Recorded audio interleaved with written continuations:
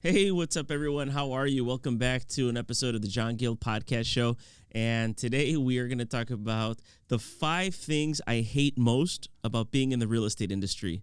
But before we begin, thank our partner, Element Studio, EL3 MENT Studios.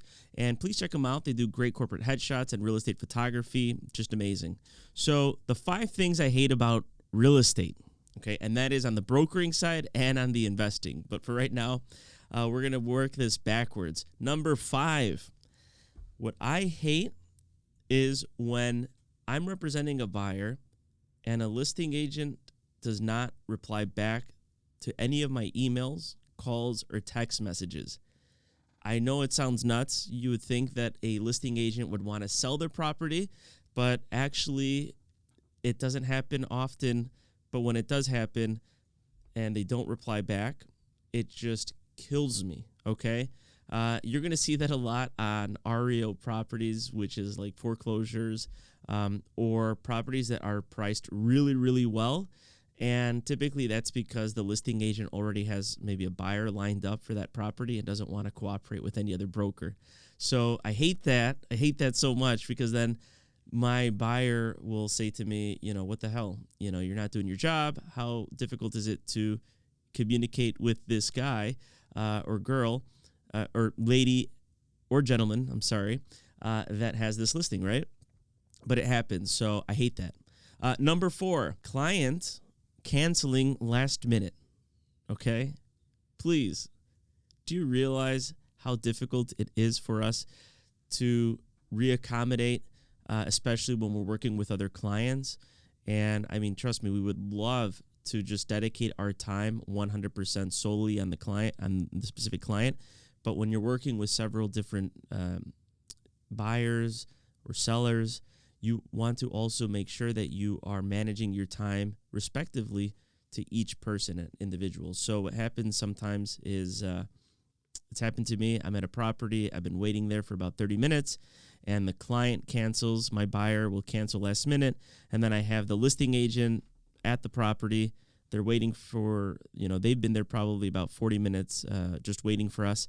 And then now I have to tell them, I'm sorry, my client canceled.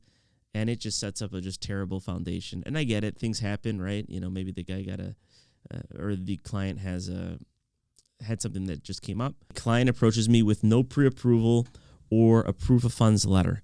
It's totally fine to approach a broker, especially if you have a genuine interest in obtaining property. But the first thing that I always highly recommend is to obtain your pre-approval letter. That is the first step, okay? And if you're going to buy the property in cash, then we're going to request a proof of funds letter, okay? Just basically a line of credit showing that you have the funds, or a letter from your lender saying you have sufficient liquid funds to make the purchase, okay? It's something that a lot of different investors or buyers should know, but they're not aware of. And when I recommend them to getting their pre-approval first, sometimes they get offended. And it's not me trying to say, hey, I don't think you can afford the property. It's just that is essentially the first step to obtaining or to going out and looking at properties. I've had clients call me, no, I just came across this amazing property on Zillow or on Redfin. Can you help me set this up? I'm like, yeah, no problem. Do you have your pre-approval? No, but come on, I'm qualified. It's not that I don't trust you. It's just there's a lot of people that may believe they're qualified, but until you're actually in front of the lender and the lender can help you look at your income and your credit, then essentially you're just going out and, not being very efficient with your time.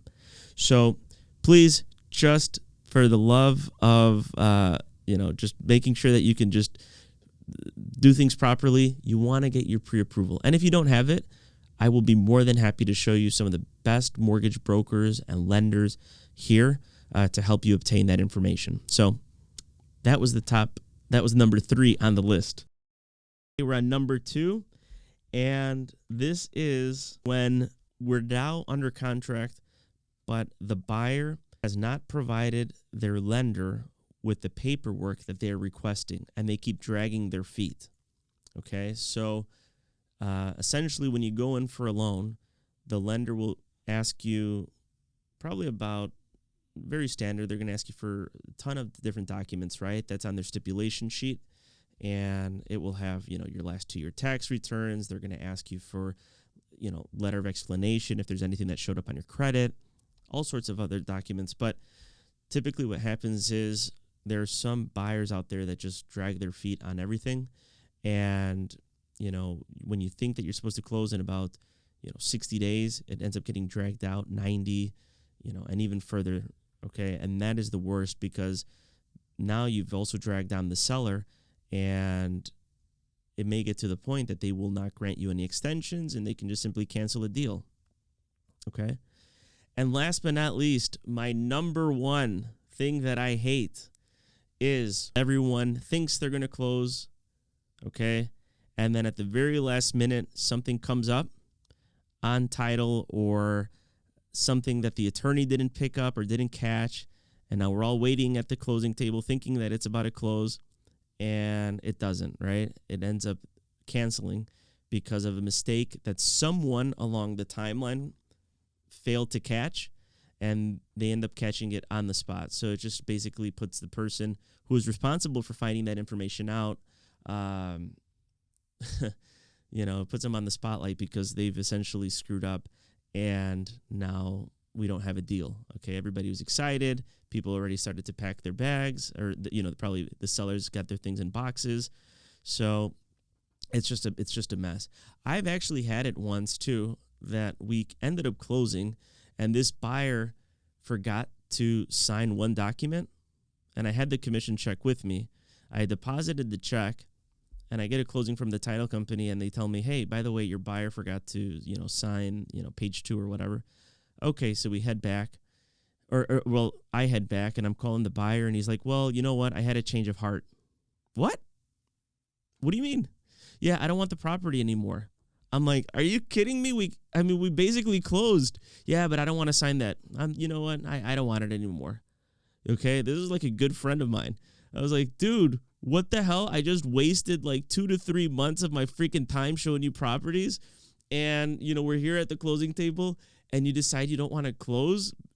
We essentially closed. You just forgot to sign that piece that the attorney didn't catch. Those are the top 5 things that I hate about this being in the business. These are things that come up, and if you're going to be in the real estate business, those are things that you have to worry about. So thanks for listening in.